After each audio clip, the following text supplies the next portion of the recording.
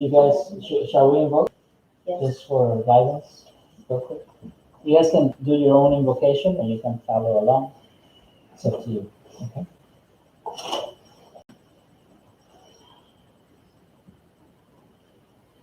To the Divine Supreme and Absolute God, to my spiritual teacher, to all spiritual teachers, holy angels, holy masters, to the divine hierarchy, to all the saints.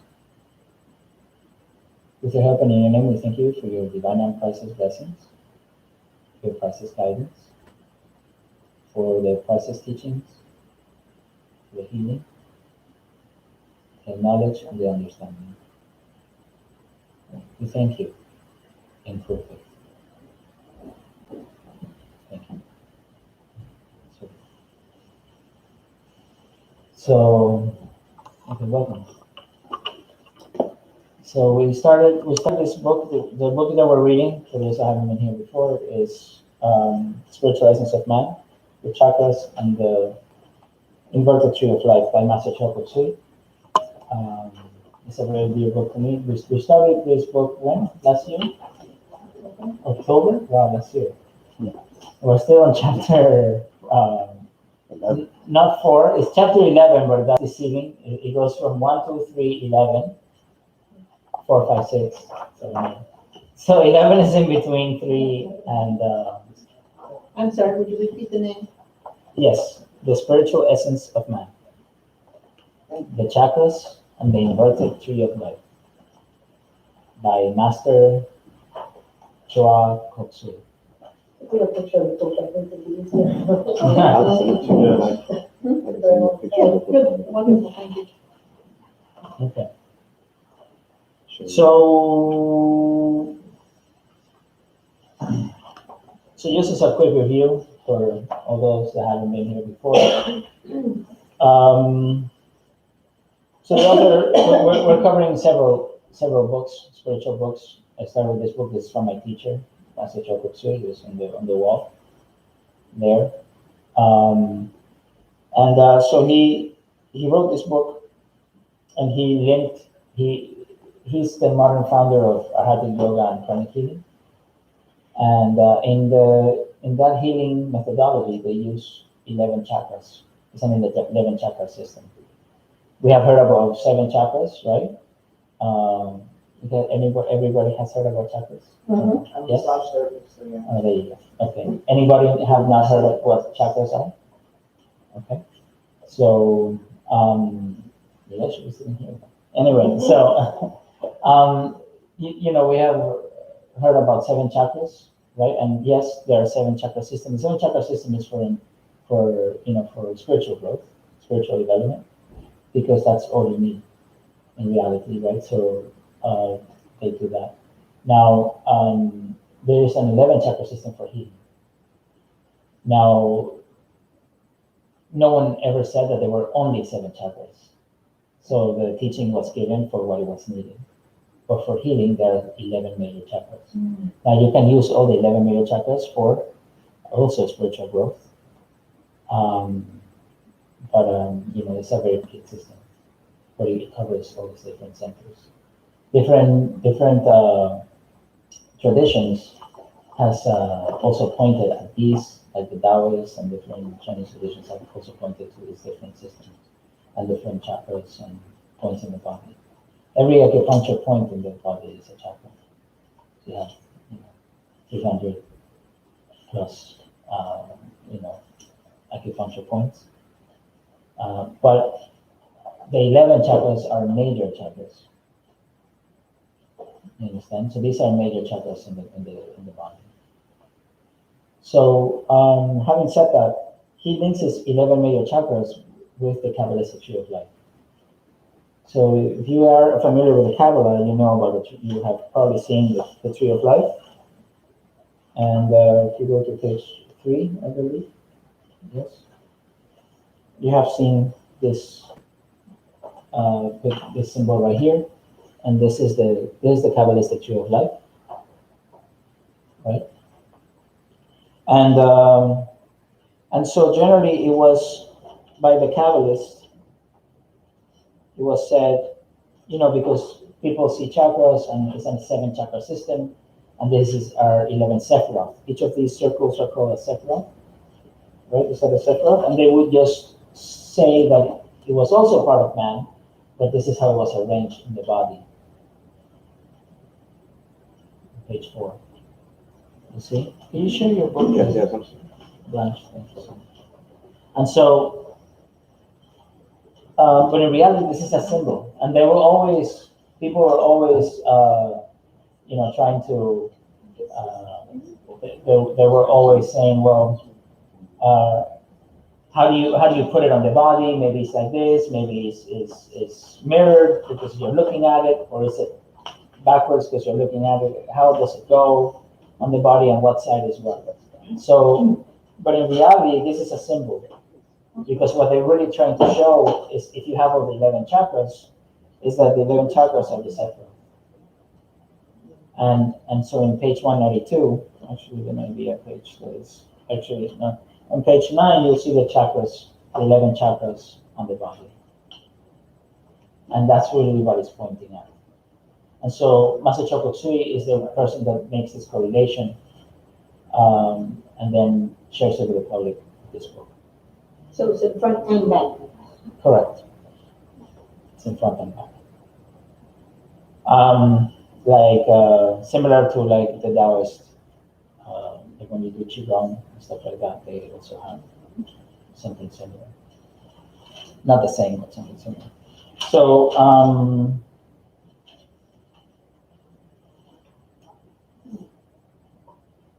actually, they're actually the same. Let me say it.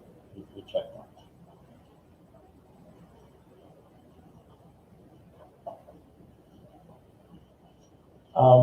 Okay, so thus far we have covered the crown center, right? Which in Kabbalah, right, in Hebrew is called Keter, which means crown. We have covered the forehead chakra, which is called Chokma, which means wisdom. We have covered the Ajna chakra, right, as you see on page 4, which is called Bina, right, and it means understanding. And now we're going to the throat chakra, which is Daath. Now, why is this chapter 11? So we went chapter 1, chapter 2, chapter 3, and then it was chapter 11. So the reason it's chapter 11 is because there are numbers assigned to each of these sephiroth, to each of these chakras, in the Kabbalistic system.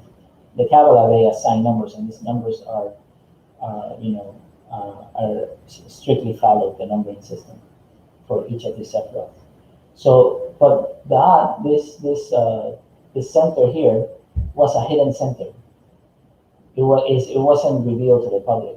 Only later, recently modern times, it started to be revealed to the public or to other people, and specifically, it was even to some Kabbalists in ancient times. It wasn't revealed.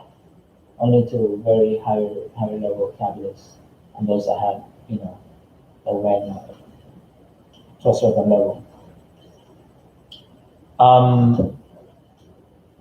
What was what was the reason? The question is why. Yeah. Absolutely. That's such a quick answer.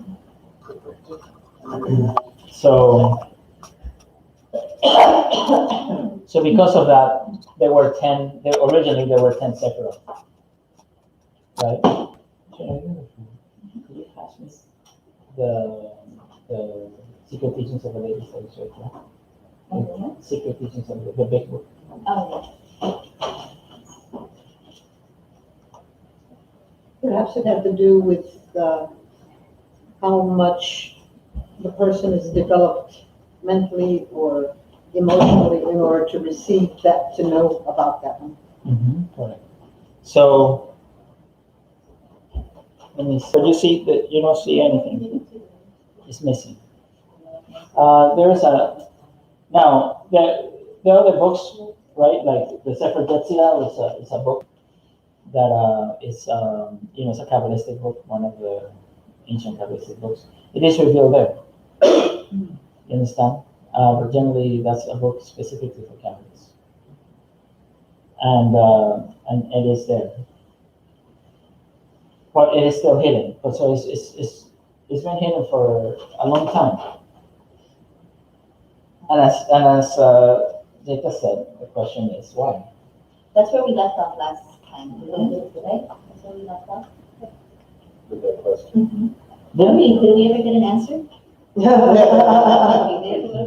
I think we had multiple why questions last Yeah, time. right? And So, each one had an extensive. Who read the chapter? Okay, good. So it doesn't matter. So we'll cover it. So in the chapter, right, there is a section that is called Abyss and Daath. It's called Abyss and Daath. So Daath is referred to sometimes as the abyss. Why is it referred to as the abyss?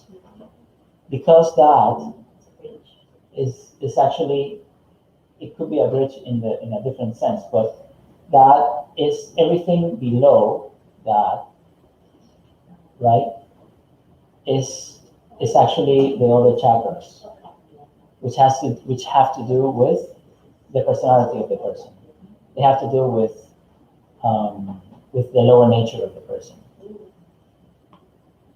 So in the sense, the art is actually the threshold between the higher worlds and the lower worlds.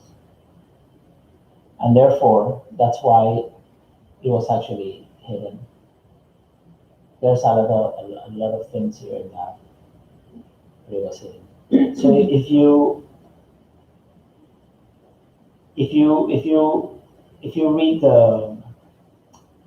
this part of the abyss, it says that you have two souls. Right? You have the incarnated soul and your higher soul.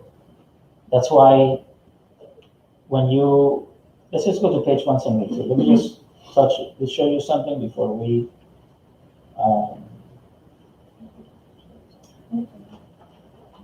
before I start, before my words are misinterpreted and people start getting shocked. No.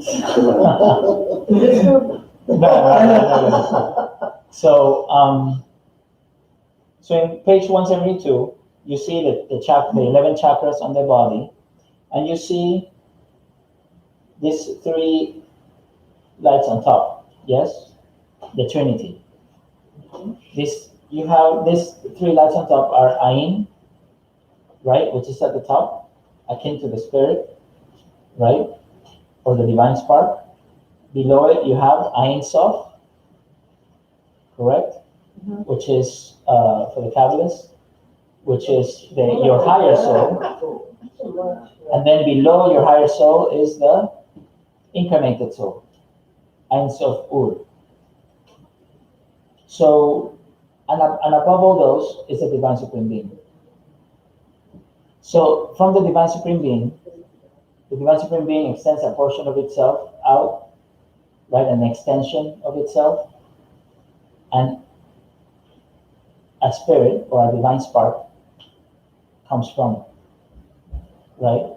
This divine spark or this spirit is you. Now, this in your highest form. So the spirit, that's why the spirit comes from the word spiritus in Latin, which means breath. So if you read Genesis, it says that it breathed on man, on Adam, right? So it gave it its breath of life. But in reality, it's a symbol to say breath is actually translated, if you read in Latin, it's spiritus, or the spirit. What is the spirit? Is a symbol of the breath is a symbol that is coming, is an extension, an emanation of the Divine Supreme Being. So in its highest form, we are an emanation of the Divine Supreme Being.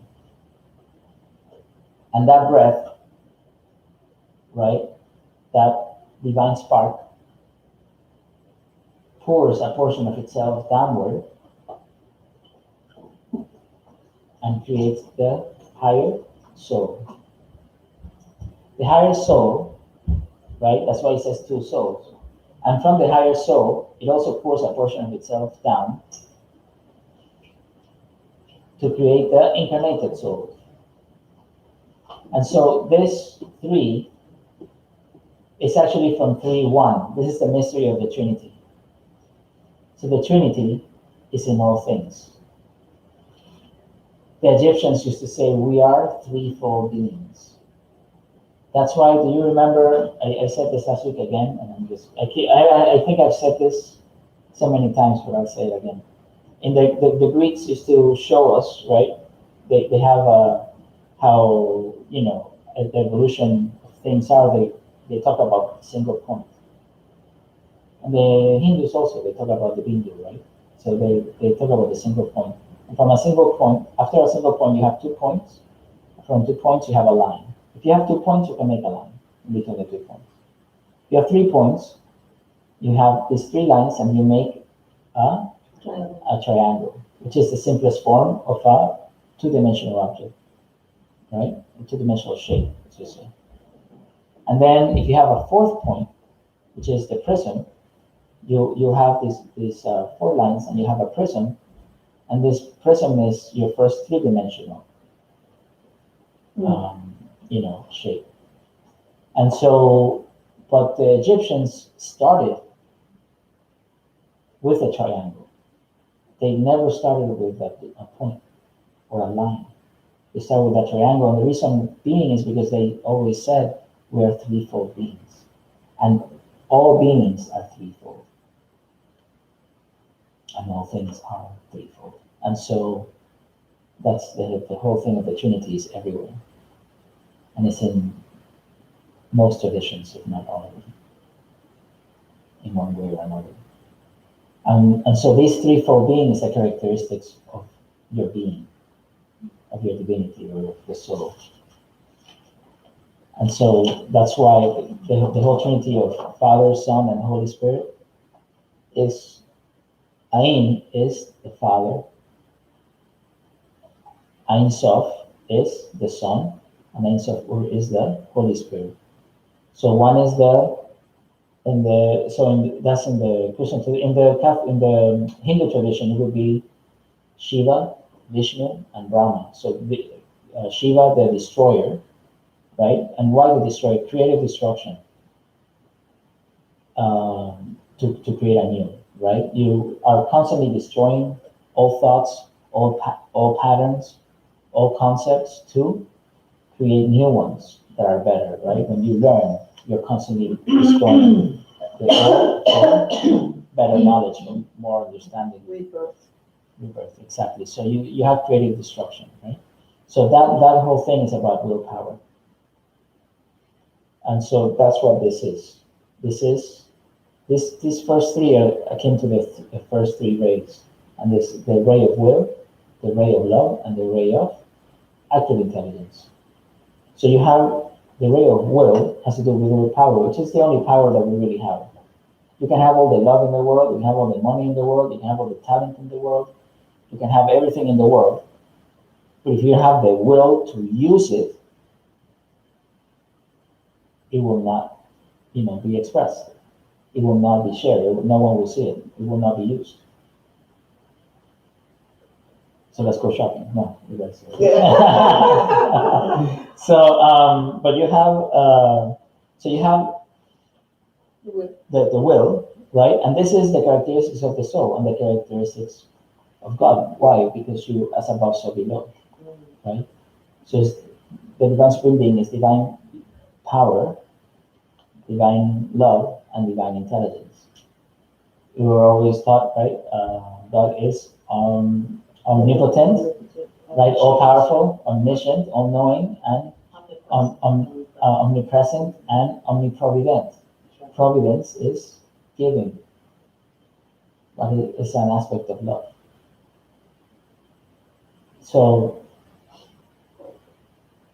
Father, Son, and Holy Spirit.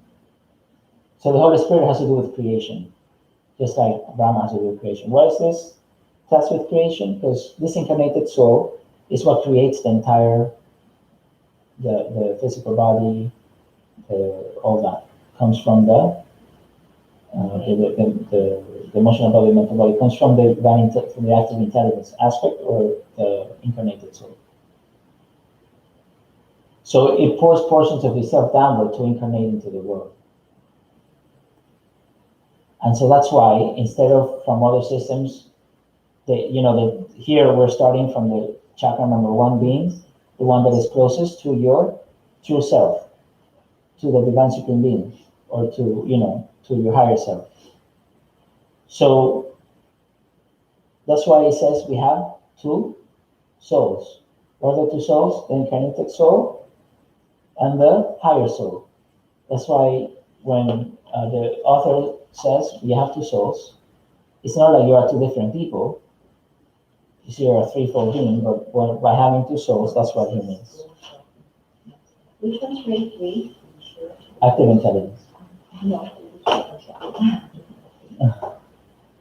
So he says, you actually have 2 souls. The higher soul, which is pure, and the incarnated soul, which can be contaminated and is not pure. The 2 souls are connected by a spiritual root or cord. This is the same cord that when you are traveling or when you are doing astral projection, that you see the silver cord, silver lining. So the higher soul, in the process of incarnating physically, extends a portion of itself downward. This portion of the soul that is incarnated is called the incarnated soul. Unfortunately, the incarnated soul tends to forget where it comes from and who it actually is. It tends to identify itself with the physical body, the instincts, the desires, the emotions, the thoughts, and the mind. That's what the incarnated soul tends to think that it is. Identify itself with the thoughts, the emotions, the mind, the instincts, the desires. But that is not the soul. That is not you. You are not that. Is that the personality? It's what it's called a person. Huh? Can I ask a question? Just 1 second, so the incarnated soul, in the process of living its life, tends to be contaminated and entangled by grosser and lower desires, emotions, and thoughts. This is why some religions have the concept of the purgatory after the physical body dies. The incarnated soul is gradually purified until it is able to go to the higher world and finally unite with the higher soul. Through inner purification, a yogi or spiritual practitioner is able to go to the higher world or heaven and experience union with the higher soul, even when the physical body is still alive. The word yoga means union with one's higher soul. Higher soul. Not incarnated soul, higher soul, right? The crown chakra, Keter forehead. So the crown chakra, Keter, right? The forehead, Chokma, and the Ajna chakra, Bina. I'm saying both names, right? So the regular name and the name that is given to those Sephiroth in Kabbalah. So that's why I'm saying both names. Or the author, that's why the author is saying those names. Which are usually underdeveloped in most people, are chakras connected with the higher soul. These 3 chakras, right, are connected with the higher soul. The throat chakra, the Ad, the heart chakra, Jasid, the solar plexus chakra, Juruva, and other lower chakras are connected with the incarnated soul. How many on either side? Well, there's 3. So you have the 3. So you have the crown chakra, Keter, right? Forehead chakra, and Ajna, Bina. Those are connected with the higher soul. And from here down. From the throat down, the throat chakra, the heart chakras, the solar plexus chakras, the navel chakras, the sex chakra, the basic chakra, and the Mingmen chakra. All of those are connected with the incarnated soul. It's 6, no? It should be 7. You have to count Daath as well. Because 3 and 7 is 11. No, it should be 8. Because 3 and 8 and 3 is 11. So it should be 8.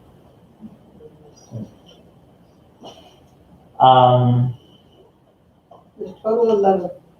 Yeah. 3 above, this one, and 8 below. Yeah, I was trying to see if it, Do they mirror each other? yeah, No. since that's above so below, and I'm trying to, I have a question about whether there's, the 7 rays are associated with the They're chakras.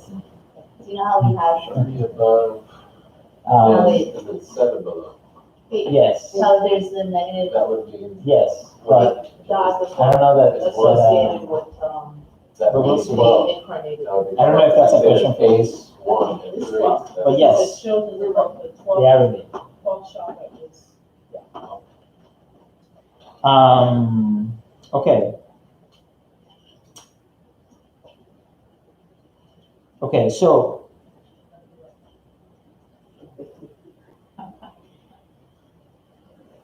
it says this is why the throat chakra, the Daath, is called the abyss, because anything below the Ajna chakra, Bina, is connected with the incarnated soul, which tends to be psychologically contaminated. Through the throat chakra, the Daath, the incarnated soul descends to the lower world. At the same time, it is also a bridge to the higher world.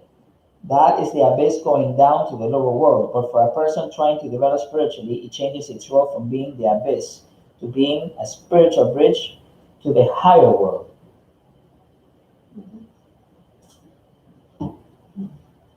This is one of the esoteric secrets that has been partially revealed just recently. So now, did the author say something? He says that has been partially revealed. Partially revealed. The throat chakra, the Daath, contains certain abstruse secrets. This is why in Kabbalah very little explanation has been given about the Daath. So, or the throat chakra. So, yes. So, to answer your question, I wanted to read it because I think that it is the teacher explains it the best way, right? The author explains it really, really well. But it's very important because he says that the Daath contains very abstruse secrets. And this is why also, it's part of the reason it's partially revealed. But yes, it is called the abyss. And it's not that the author is calling it the abyss. This is a name that has been given to this separate, right, to this chakra. It's called the abyss. Why? Because, as you go down, this are, is the connection to the lower worlds. But at the same time, as he says, for someone that is developing spiritually, it's a bridge to the higher worlds. So if you read before, this is very important that you read. On page 76, he starts talking about that. Let me see. Actually, on page 75. But it talks about that, the throat chakra, right? And then it talks about physiological functions and the center of high creativity. Okay. What can I say? It's your birthday, both your birthdays, right? it's your birthday. So, yes. Is there any explanation for someone that has no audible possibilities with their throat? What has that got to do with anything? Is there something that's So shut down? if you read the physiological function section, that's as probably as much as I would talk about. It says the throat chakra, the Daath, controls and energizes the throat, voice box or larynx, air tube or trachea, thyroid glands, parathyroid glands, and the lymphatic system. To a certain degree, it also influences the sex chakra, the Sod. The Sod is the Hebrew name, right? Malfunctioning of the throat chakra that manifests as throat-related ailments, such as goiter, sore throat, loss of voice, asthma, sterility, etc. So it's a malfunctioning of the chakra. What about like the zodiac? For example, each zodiac they have a rule, like the Taurus, the throat is their rule. What does that have to do with it? And I won't be a Taurus if it's bad, I'll be a Gemini. Because you're a cusp? I know, I'm 11, I'm a Taurus, but the Taurus rule the throat area. Like every sign have their Yes. area, of course. So what is that? That's a good question. Can we get all of our horoscopes around? So something very interesting is that each Or is it just a typical thing? no, I don't know that I can talk about that today because we won't leave. But Next week. maybe next week. Come next week, and then we'll talk about. I'm really intrigued. Come next week. We'll see. I have to see. So there are correlations between the zodiac and the Sephirah. I say that. So okay. It's actually the zodiac is very important to the Catholics. Okay. So, but it says. I say since Bettina is here, I'll share something. Uh-oh. So Daath means knowledge. So we have said that the Keter means crown, Mhm. right? That Chakma means wisdom. And so Keter is the center for higher Wisdom. intuition. Knowledge. And then Chakma, which means wisdom, right, is the center for lower intuition. But what is wisdom? Wisdom is knowing. What is intuition? Is knowing things as they are, right? Is internal inner perception, accurate inner perception. And so Chakma, wisdom, what is wisdom? Is knowing things as they are, right? But with form. That is why this is also called the third eye. The third eye is not here, it's here. Mhm. And so is inner knowing but with form and shapes. This is completely abstract and this is knowing with forms and shapes. Bina, it means understanding, right? And it's the center for the higher mental faculty. That, right, is the lower mental faculty. It means knowledge. So from understanding comes knowledge. You understand? So, and it's also the center for higher creativity, which is what it says right here. Which is?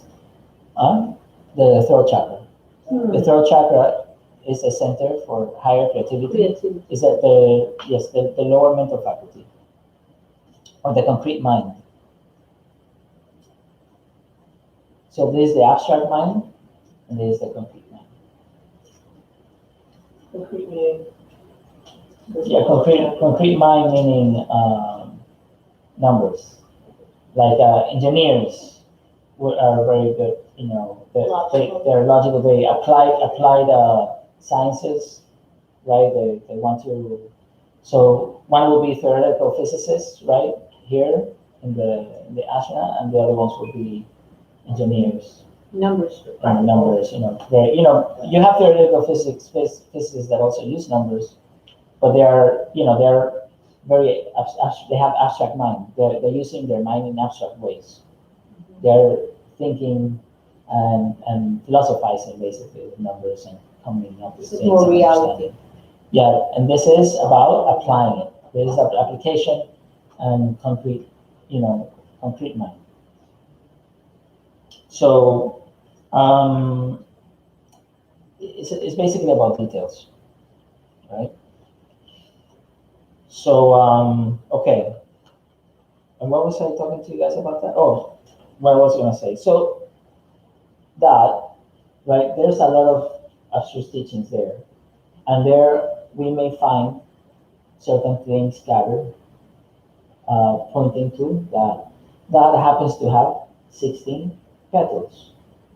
Not many people talk much about the number 16, but there is one place that the people go and visit the world over, and it's right actually here in your backyard, called Coral Castle. Oh, correct. So Bettina used to give her talks there. Oh. If you go to Coral Castle, you'll see that 16 is repeated many, many times. Hmm.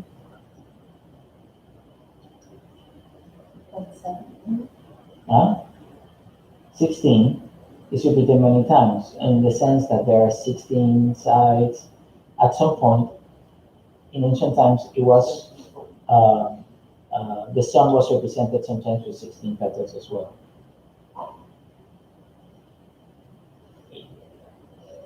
In a way, symbolizing a bridge of light.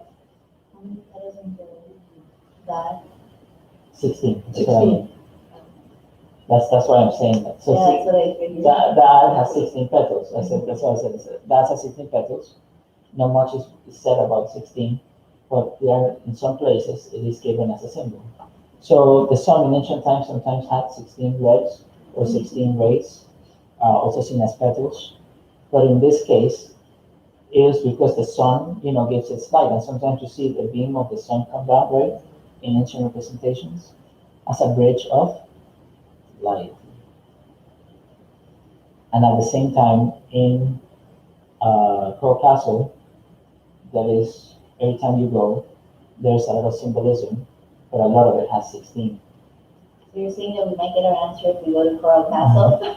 So I've already given you the answer. So if we can go, We gotta go we- before I leave this time. we can go, sure, we can This go and do time a we gotta tour. do it. We can do a tour of the Crow Castle. I know. But a lot of it has to do with that. So in ancient times, the sun symbol with the 16 was a correlation to a bridge of light. Hmm. So Sweet 16. yes. So Sweet 16, that's when you did that for Sweet 16. so then so this so the sun is also it's just my word. Okay. Oh, come on. No. There's just so much to learn. So the sun is seen as the most advanced being in our solar system, and it maintains all the other planets. Not only the planets that we see with our physical eyes, but the planets that are in all the dimensions in the solar system. Many other ancient texts refer to there being many different planets in different dimensions within our solar system.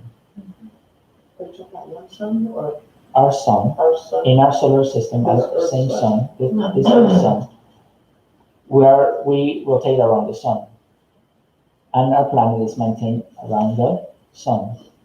Also called sometimes the solar logos. Logos means word, right, or divinity, right? So that solar divine being, like the ambassador of the divine supreme being in this solar system, is the also called in ancient times by many traditions the Lord of the Sun. That's why the Lord Christ sometimes was symbolized by the sun, right? Giving his light to all. So the sun has always been connected to different avatars and to all this spiritual knowledge. Why? And even when John says in him, we move and have our being. So sometimes it is referred to as being the solar logos. But why? Because the question is why. And this is actually was a big part of the Israel trip, but That's what I read my mind. I know it's like going like this, or whatever. So let me just talk a bit about that, point it out. But so the solar logos, the divine being of the sun, maintains this whole solar system.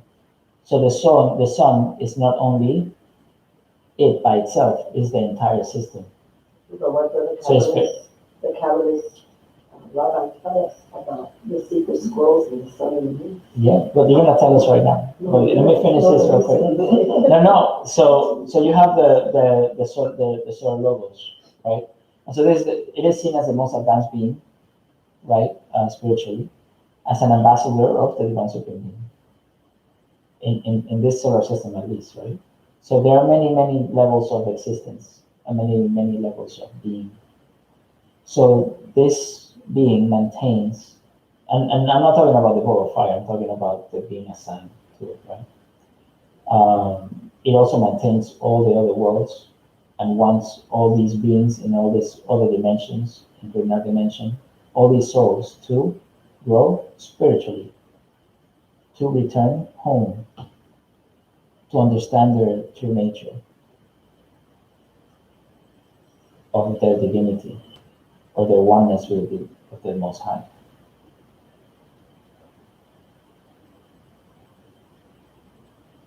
So this is why sometimes, so understanding that's why sometimes the sun was used as a bridge of light. It is a bridge of light to us, because it's helping all these beings grow.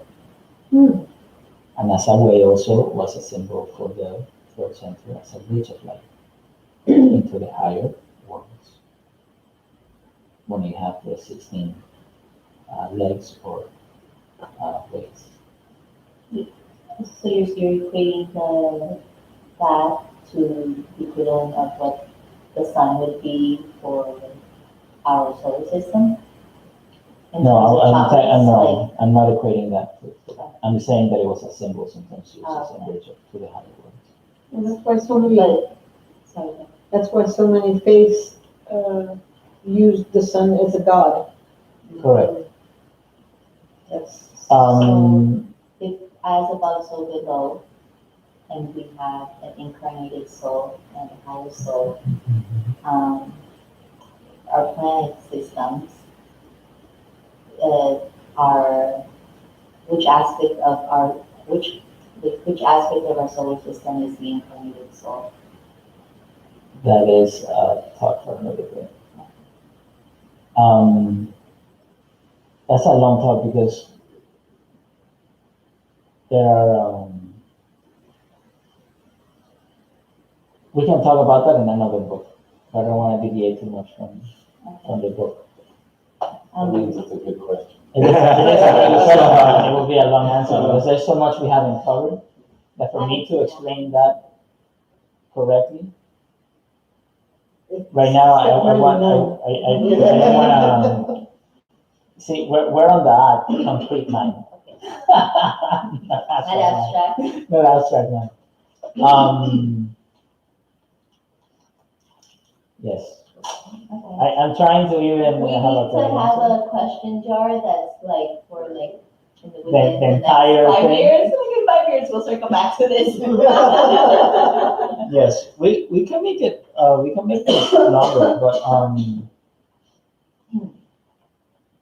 but yes, maybe we can be faster. But yes, so more or less that's it. I don't know. So the important thing is how does this help us? How does this apply to us? There are things that are beyond our understanding as far as to at least touch on your question. That is beyond our understanding as to what exactly is this and what exactly is that. How does that help us, achieve a higher level of consciousness? evolve. Yes. And so I can give you whatever answer, right? Not whatever answer, but I can give you an answer, but in the sense it still will be limited. because our level of understanding Mhm. is very limited in comparison to the solar logos level of understanding. Let alone no, not let alone, but even it is very limited in comparison to the planetary logos, because every planet has its own being, planetary logos that takes care of all the beings in that planet, and whether it's in this dimension or in other dimensions. And so, and all of those are working with the solar logos. Mhm. And As a- so, As a center. as a center, and so, and there are many, and with many, and the solar logos with many other logoses and whatnot, and Think like of that. Facebook. Facebook. That is funny. So, but this is why, but the thing is that we understand that I'm not trying to talk to you guys about something you guys don't already know. That I'm just using words that are not common probably to you, but in reality, long time ago, like it was seen as angels. So you have the different levels of angels. So you have the thrones, the dominions, uh, the virtues, and the angels, the archangels, the seraphim, the cherubim, and all of that they were all these different classes of angels, and we think those classes are subclasses and this huge hierarchy. And all I'm talking about is really angels or beings that are very, very evolved and very, very high, right? And they are here working for the divine supreme being. It's just that these are the words that we know. And for the in the Hindu tradition they call them devas, right? And and and also they're mistranslated as gods by us. We're the ones that did the translation, and so in the translation we say gods, but in reality, I don't know if there are any true polytheistic tradition, because even in the Hindu tradition that has all these gods, in reality they are akin to our angels and what angels do. Yeah, different Because levels. because in reality they all work for one divine supreme being, and they have a trinity and they have one divine supreme being. They don't have only 20,000 gods. They have one divine supreme being, and then they have many beings under it Mhm. that you can be called gods or whatever by your but in reality I think it's a poor translation. Because if you look in the dictionary, what God is any being that is of a higher level of evolution as than whoever is calling it. But in reality, it's not that. It's more than that, And these beings are like, I think is more akin to what we call angels. Mhm. Understand? And so that's the way of looking at this. And it was said in some ancient texts, right, in Kabbalistic texts or other ancient texts about angels being, the angels being as huge as they will have planets and galaxies and all this stuff in them. They will be as huge as space and as the cosmos, and there were many of them. Like the seraphim. And so even and I mean even in books of like the book of Ciel and stuff like that, they talk about different things like this. So it is an understanding of what are we talking about. And there are different angels in different heavens, and what are the different heavens? They're different dimensions. You understand?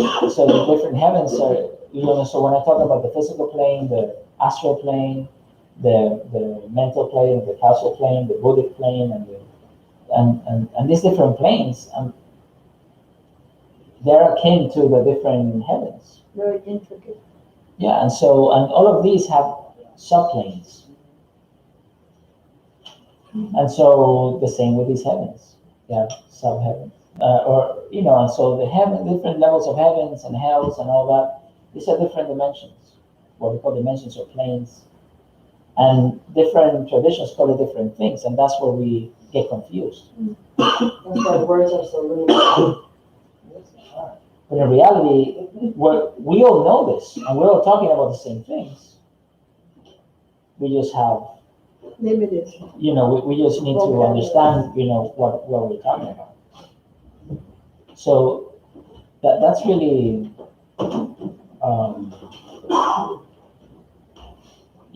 that's what we're trying to understand.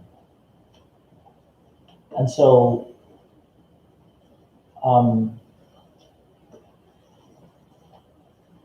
our us achieving oneness with our higher soul, yoga, like it was said in the book, right, or achieving and eventually achieving oneness with the divine supreme being. You have first you have self-realization, right? Once you achieve self-realization, that's at the level of the incarnated soul. Then you achieve soul realization at the level of the higher soul, and then you achieve God realization at the level of the divine spark or the spirit, right? And so, and then, but our God realization, our level of God realization is different than the level of enlightenment or God realization of the planetary logos. And the level of oneness of the solar logos is much different than the oneness of the planetary logos. Is the God realization dematerializing? No. Everything is God. So the thing is that so the thing is that we have different levels of expansion of consciousness. We can achieve expansion of consciousness, right? But there are many different levels of it. So my level of expansion of consciousness is much different than the level of my teacher expansion of consciousness, right? No. It can So- fluctuate, can it not? Huh? It can fluctuate, can it not? Well, yes, but in the sense of, I'm talking about, let's say, of achieving a certain level of oneness. Enlightenment, okay. So sometimes our level, what we can achieve of oneness, might be different than other higher beings' level of oneness. Eventually, we'll get there one day, right? Because we're not the body, we're the soul. So this is not really our only destination, is using these garments. So all the great beings were once, in our same journey, right? To a certain degree. So then, eventually we'll get there. It's part of the journey of the soul. And even though it may take eons in human years for what we understand, time also changes as we grow and as we become other, we have other existences. So, what is the incarnated soul and what is the soul and all these things? It is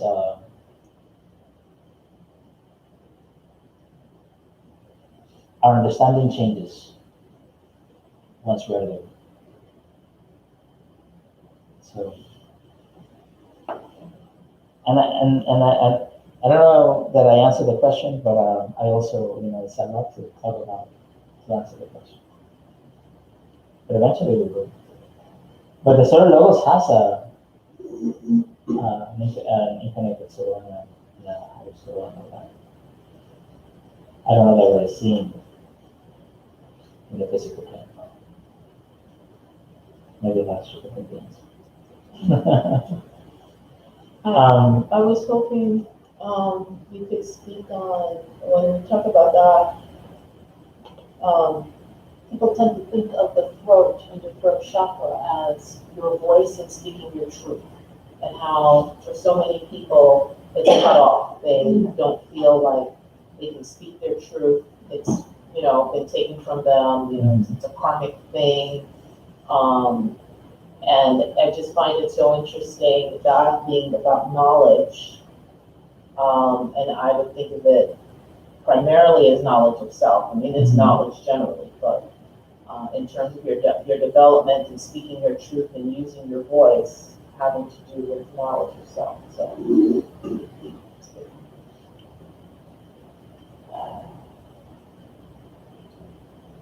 So, what is the actual question?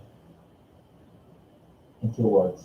You said a lot. The connection between the throat chakra as the bridge between the higher soul and the lower Higher soul, and Speaking your truth. and speaking your truth. You actually utilize Okay, the so organ. if you go to the end of the chapter on page 79, there's a section called kosher speech, right? Mhm. So kosher speech is, it has to do with part of what we spoke about last week, right? So kosher speech is that it is more important what comes out of the mouth than what goes into the mouth, Purity. right? Isn't it purity? Yes. So basically, it's saying that whatever comes out of the mouth, correct? And basically, what you're saying is right there. What you're asking is right there. What comes out of the mouth. So that has to do with expression also and communication. Here. So that's why it's also part of, see, concretizing.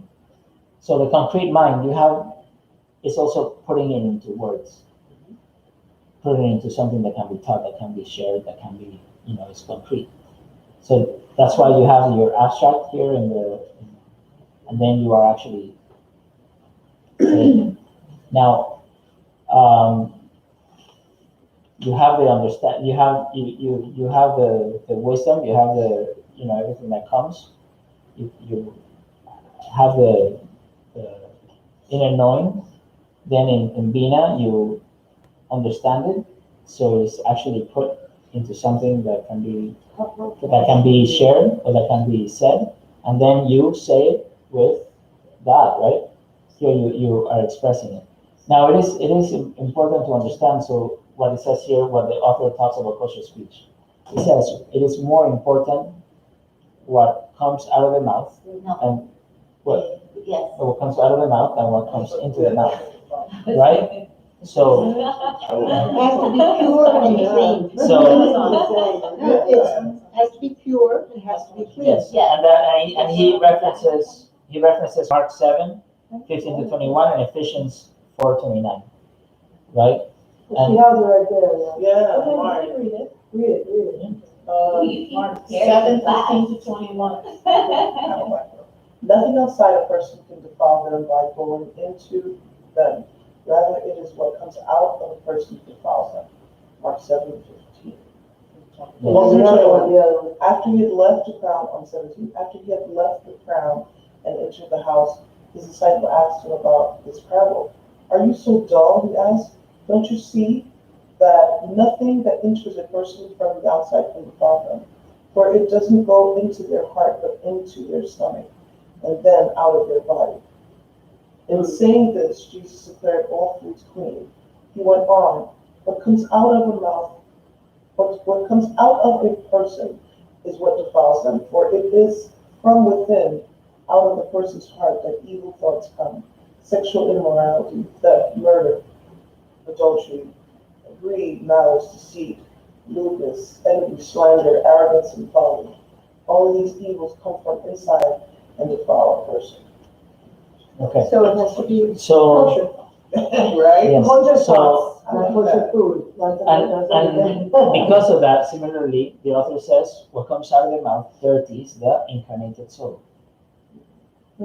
Right? So that's why it is very important to have kosher speech. But not only, but he also references kosher thoughts. Right? So he says here it is of great importance to practice kosher thoughts and kosher speech rather than put excessive emphasis on kosher food. So, but why does he say thoughts?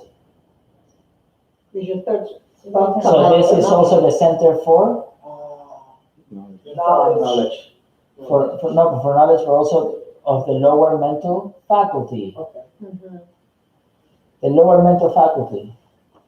And to purify what comes And out. also the center for higher creativity and of expression of word, obviously, of communication. So, but also interestingly, when you read the book of the Lord's Prayer, right, Kabbalistic Meditations in the Lord's Prayer by the same author, there, where it says, and every line of the Lord's Prayer is assigned to a chakra, and that's a very ancient, that prayer was an actual meditation. Can I read this one too? This is Ephesians 4:29. Just give me 1 second. Oh, sure. And we'll read it. Yeah, wait a second. So then, but in the Lord's Prayer, right, it says in the section that says, hallowed be thy name, right? Hallowed be thy name. When you say hallowed be thy name, the author says, okay, here, uh, focus on your ashna and focus on your throat. Why the ashna? Hallowed be thy name. He says, what comes out of the mouth, what comes out of your mind must be holy. It must be good. It must be wholesome, pure, and good, And truth. and truthful. So why? Because why these two? Higher mental faculty, lower mental faculty. So your mind is also a way of expression. It's a way of expression. Even if you don't say it, just by, it's not only what comes out of the mouth, it's what comes out of your mind. Because your mind, you also send that out. Therefore, kosher speech and kosher thoughts. But here we're focused on each chakra, so but in this case, it's also lower mental faculty. It's also part of the mind. And not the mind. It's also part of the mental. The mental. That's why body. some of the aliens or higher beings can speak telepathically. Correct. Because they have it together. Basically all of them. So then, so I have two things. Go ahead. Why don't you Oh, no, share it's that just with us? reiterating that, I just liked it. Ephesians 4:29, it says, do not let any unwholesome talk come out of your mouth, but only what is helpful for building others up according to their needs, that it may benefit those who listen. That is beautiful. It's right there. Oh, yeah. So also, and then Bettina was going to share with us about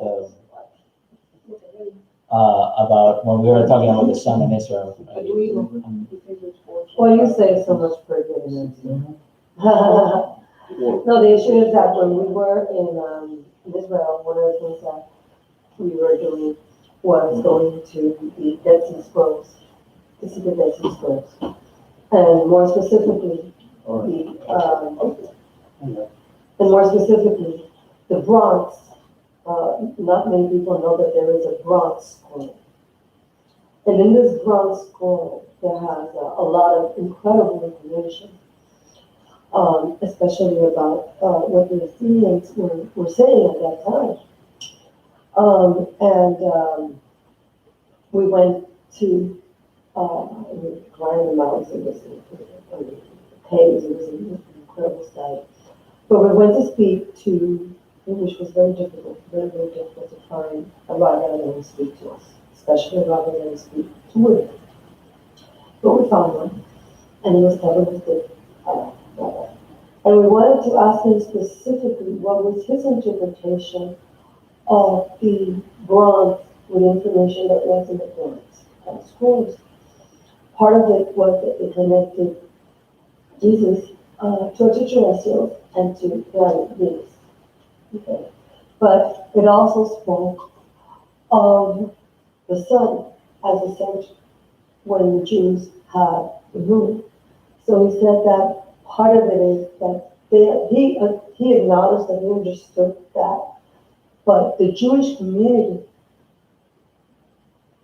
basically turned their backs on that information as truthful and not even wanting to accept that it existed, because then they would have to change everything, showing that the moon wasn't the one that controlled the dates of all of their different occasions, special occasions, and the mere essence of Jesus as a center of religion and many other things.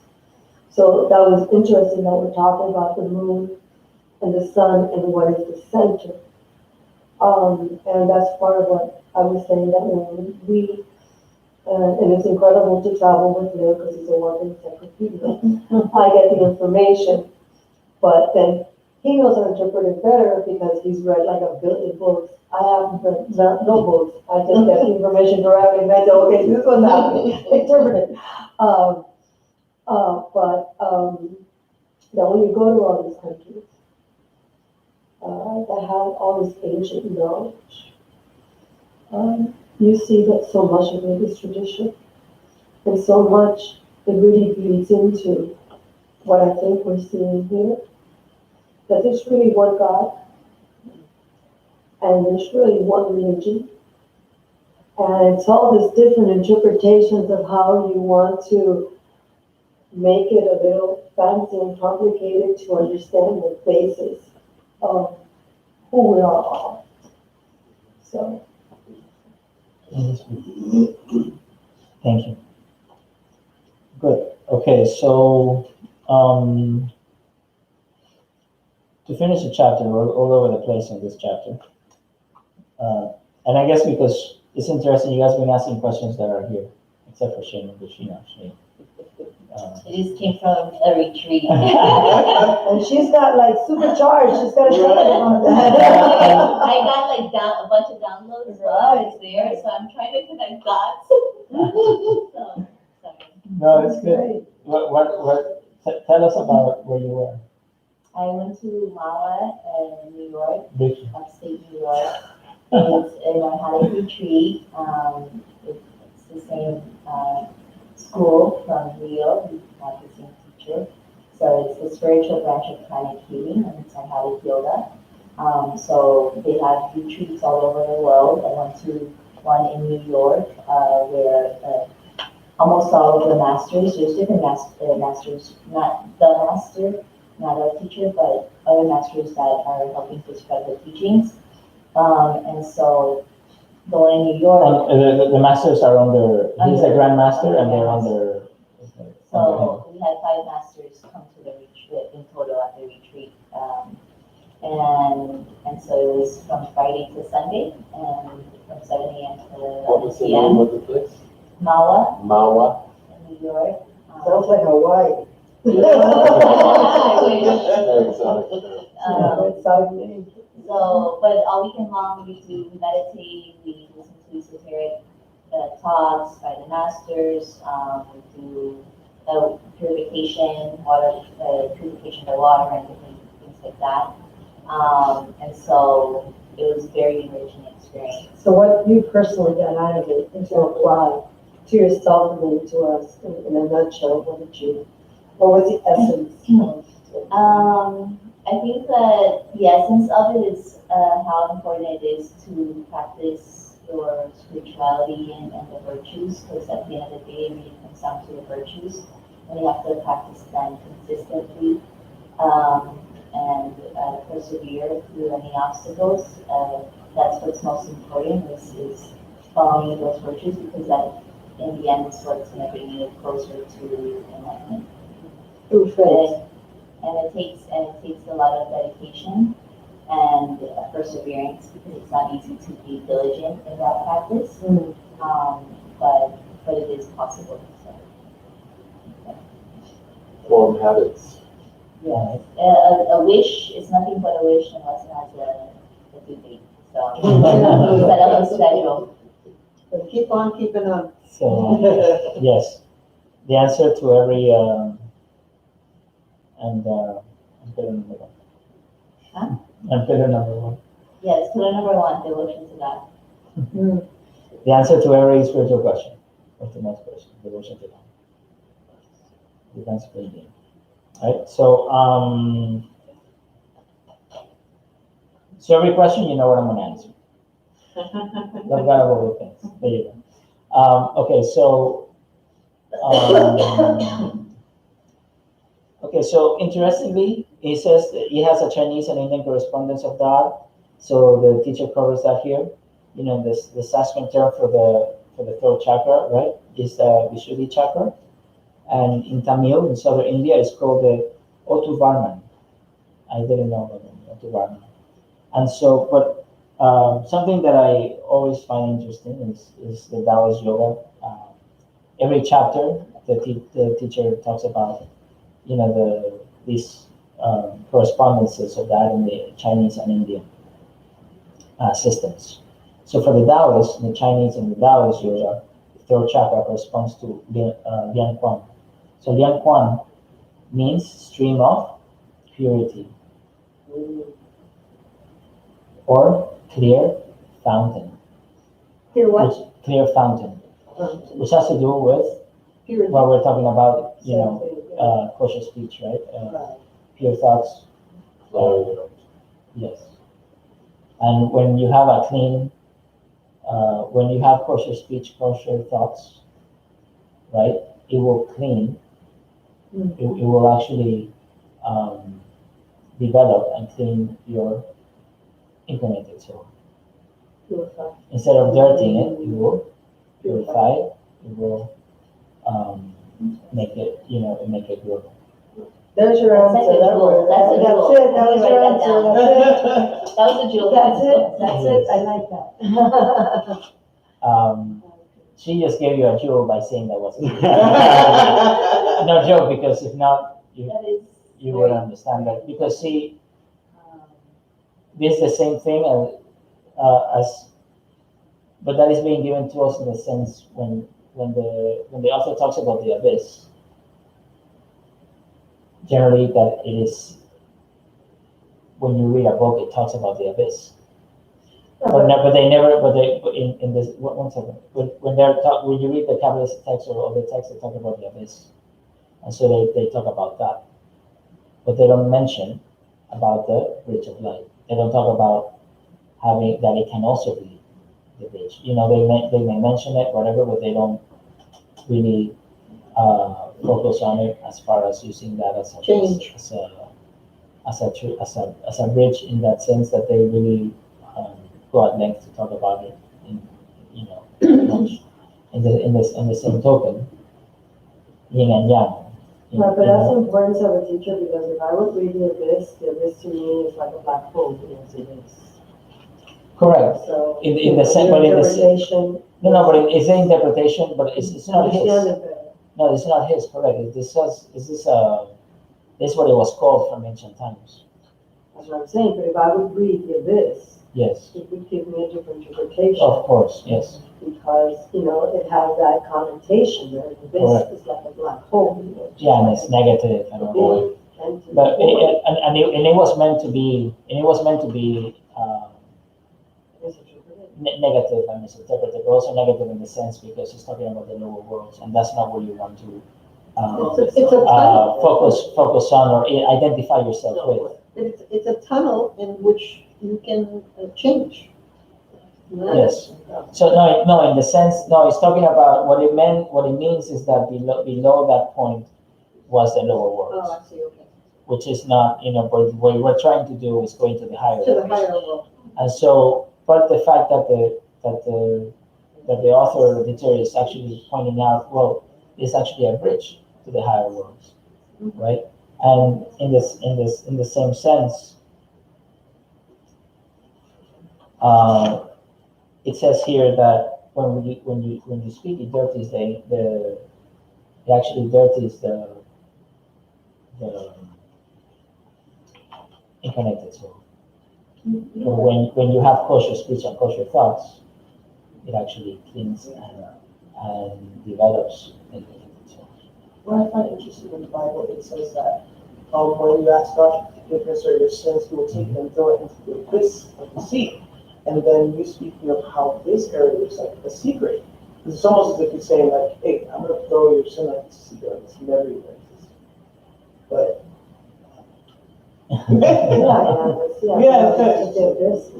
Yeah, so there are different names for and there are different ways of saying the same thing, or there are different ways of saying the abyss and different meanings of the abyss also. But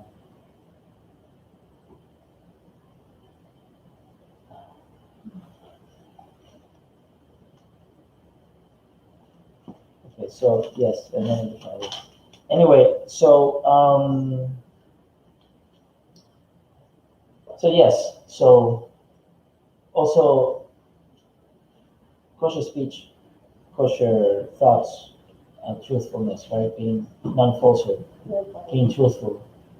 When you are honesty, or when you are being truthful, the merits that you receive from that, or the karma you receive from that, is that the truth, you shall see the truth. And it So can if you're truthful, you will see the truth. Mhm.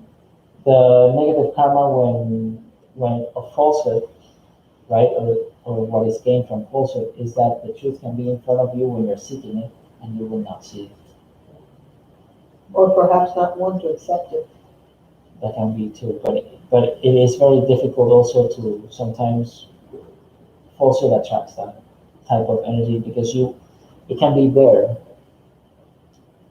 looking at you in the face, you will not see it. You can read it many times and you will never understand, because that's part of the karma. That's what the person has built, what they have sown Created. and reaped. So it can be changed by then just starting to be truthful, or more and more truthful and more forthright, and that will bring about truth in any aspects of your life and many different ways.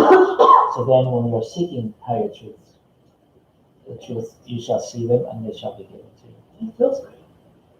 I told my husband something and told him for like 10 years of marriage. And I was like, because it was uncomfortable for the moment while I was saying it, and it felt like, You feel You feel liberated. And Sometimes it's not even you revealing something to others, but revealing it to yourself, because it's something that you were hiding so deep inside that Accepting, you didn't realize until it hits you and you're like, Yes. And it had a domino effect, because then he opened up about something, and I just felt him like, I don't know, softened. that's good. Feels good. And now, just since we will be moving to Chasi, and this will probably be a good. Chasi is the heart chakra. Not today, but since we'll be moving to that, something very important is loving kindness. So sometimes people may use the truth to hurt others, and then they hide behind righteousness, saying, "Oh, but it's the truth." You know, you chew with your mouth open. So so then, but that might hurt the person. So beyond that, more important than the virtue of honesty is the virtue of loving kindness. So of not being injurious, not to injure others physically, emotionally, mentally. So it is very important to not injure. Right. So more important than just, but I had to say it. No, it's okay. No, I'm sorry, I have so much to say, but it just happened. I was in a restaurant with my husband, and he was just so loving and so kind today. We were like on a date or something. That's good. And Anyway, so that's what I was saying.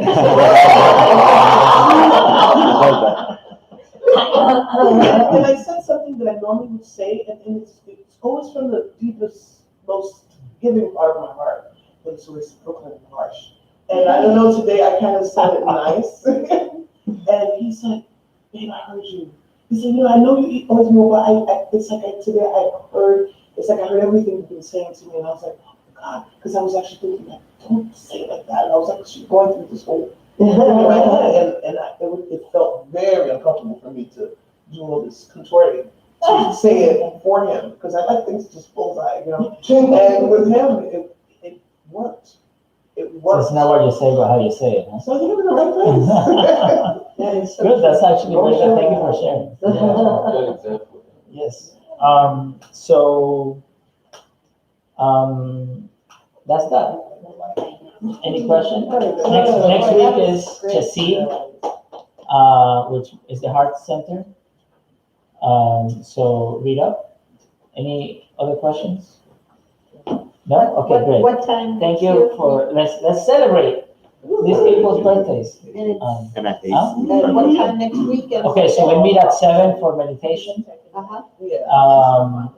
So, so we generally meet at 7 p.m. for meditation, and then at 8 we start the Book.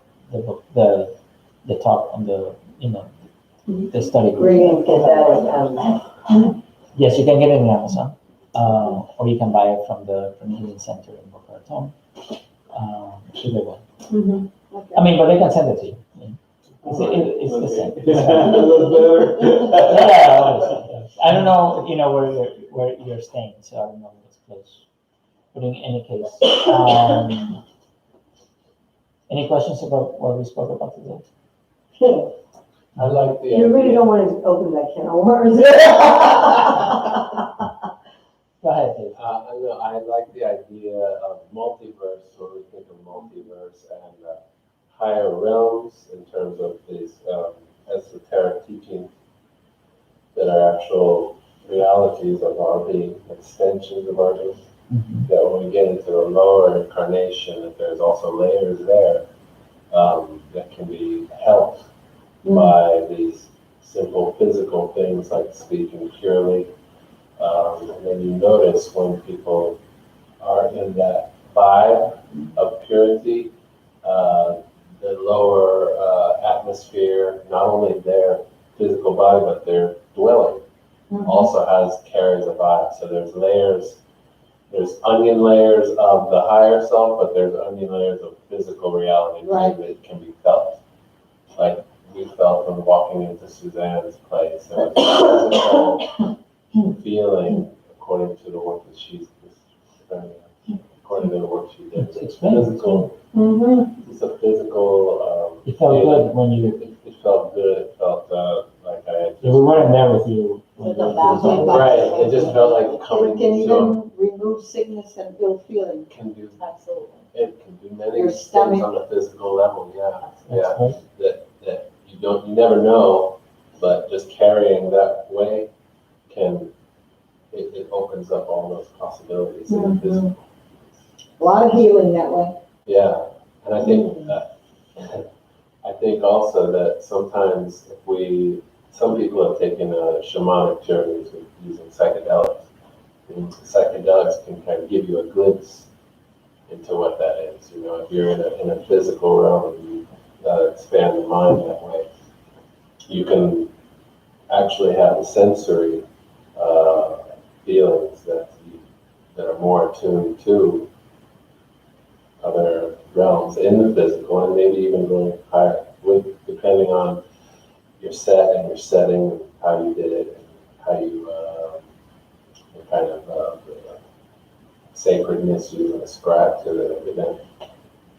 So then you're pulled back and now you're still work. Yeah, and then some people doing ayahuasca have complained. They say, well, or some teachers have acknowledged that when people go and do ayahuasca ceremonies and go back into the world, that they quickly revert to the world. So the best ceremonies are the ones where people follow up with you and they kind of try to keep you sustained in that energy. Because you'll just lose it, you'll come back into the world, so I'm fascinated by that aspect of consciousness, conscious journey. Yes. So, I have a question. What side are you on his back? we'll talk about that when we're eating something. Okay.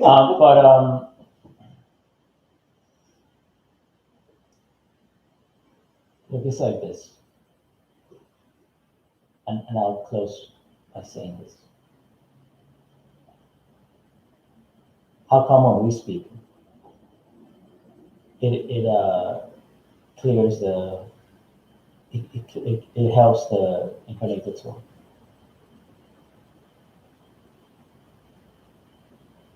So you are a soul, you're not the body. Yes?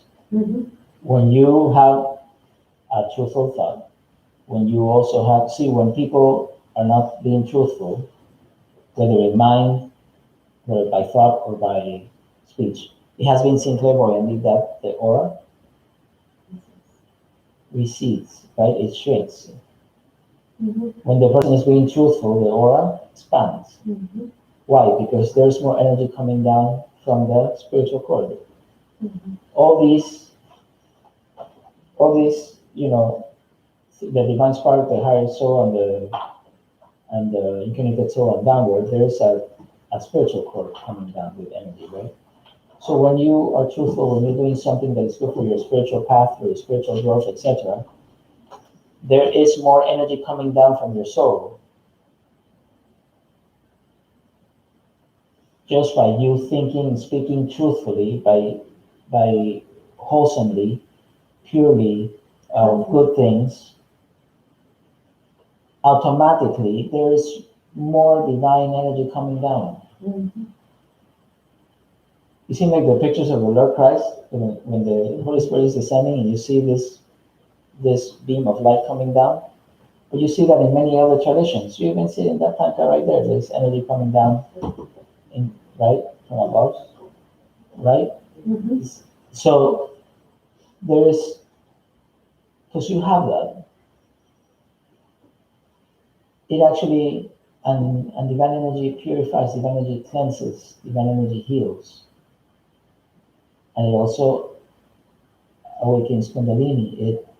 And it upgrades your hardware, right? And it also helps you grow, and it connects you just from kosher speech and kosher thoughts. Is this, did I say something? Is this an important understanding of that? You see how there are many, many teachings there? So just by speaking, why? Because of that.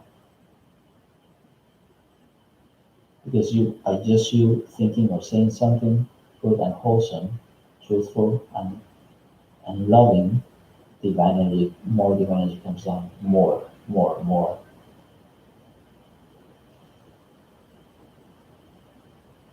Just by that, you grow.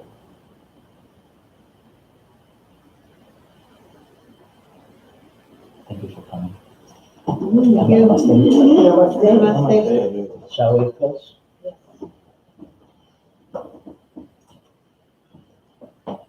To the Divine Supreme and Absolute God, we thank you for your great and priceless blessings. To my spiritual teacher, to all the spiritual teachers, holy angels, holy masters, to all the divine hierarchy and to all the saints, to all the spiritual helpers, spiritual elders, all the divine beings of light.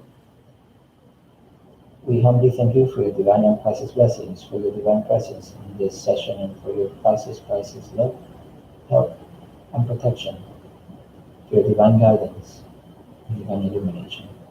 Thank you for the priceless teachings, for the understanding, the knowledge, the wisdom, and your loving kindness, and your priceless blessings. With thanks in it for faith, so be it, and so it is. Thank you.